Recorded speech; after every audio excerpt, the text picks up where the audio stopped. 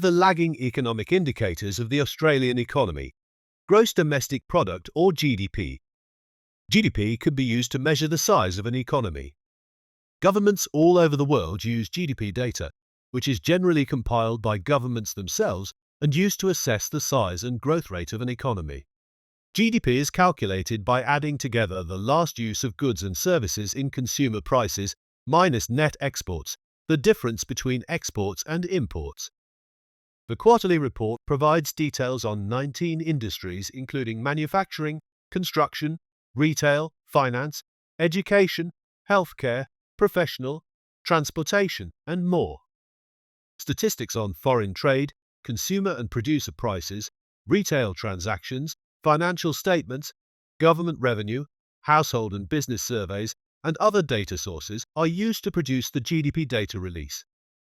The numbers are released by the Australian Bureau of Statistics 2 months after the previous quarter's end around the 30th day, within the National Accounts Gross Domestic Product data release at 11:30 am Canberra time. Revisions are published later when better data are available. The Australian Bureau of Statistics publishes GDP information and a wide variety of other data to support the decision-making of Australian individuals, communities, businesses and governments. Gross domestic product provides the fundamental underpinning for global financial markets. Market observers and economists pay close attention to the quarter-over-quarter seasonally adjusted percent change in real GDP. Taking seasonality and inflation into consideration, this integral number shows if the economy is growing modestly, briskly, or if it's not growing at all. A negative real GDP print indicates economic shrinkage and an imminent recession.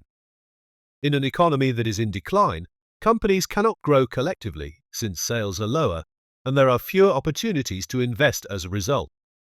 We can determine which economies are evolving slowly or rapidly by analyzing GDP, a global measure of economic growth. When GDP expands, there are various positive effects around a wide variety of economic sectors.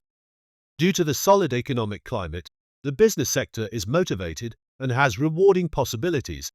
The consumer field is happy and more likely to acquire goods and services, and the government can gain tax revenue through all the transactions and earnings. As an outcome, corporate earnings and revenues are uplifted, staff collect higher earnings, and governing bodies are in a progressively superior budgetary situation. The globalization of the international economy and the massive influence of Australia's largest trading partners means that if the Australian economy is slowing, the world economy may also feel the pinch. The advancement of GDP often produces elevated satisfaction and optimism, in addition to climbing stock prices and rates of interest. Softer GDP readings, on the other hand, will produce softer investment returns, lessening cash flow, creating opportunities for businesses, individuals, and governing bodies. Consumer and business confidence, building approvals, purchasing managers' index for manufacturing, retail trade, the money supply, and the yield curve offer robust information that helps forecasters predict GDP.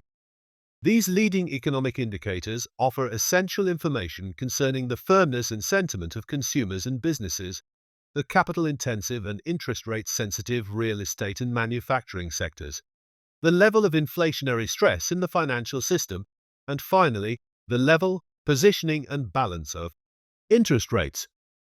GDP growth may be hindered as credit tightens and rates of interest rise, setting up the stage for a possible recession.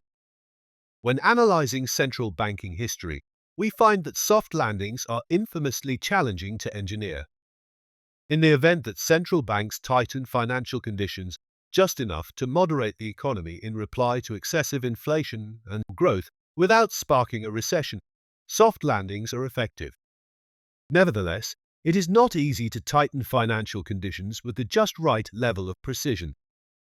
Whenever there is a sizable surprise in either direction, market moves can be significantly influenced by the GDP data release and more modestly when the numbers are in line with economist expectations. Frequently utilized by economists and market players, GDP forecasts tend to depend on leading economic indicators. The economic path, transition and prospects are studied through a country's GDP. When making investment decisions, one must weigh the facts collected from analyzing economic trends to see if GDP is rising, stagnating, or slumping. In an environment of economic growth, one can expect investment returns to be positive.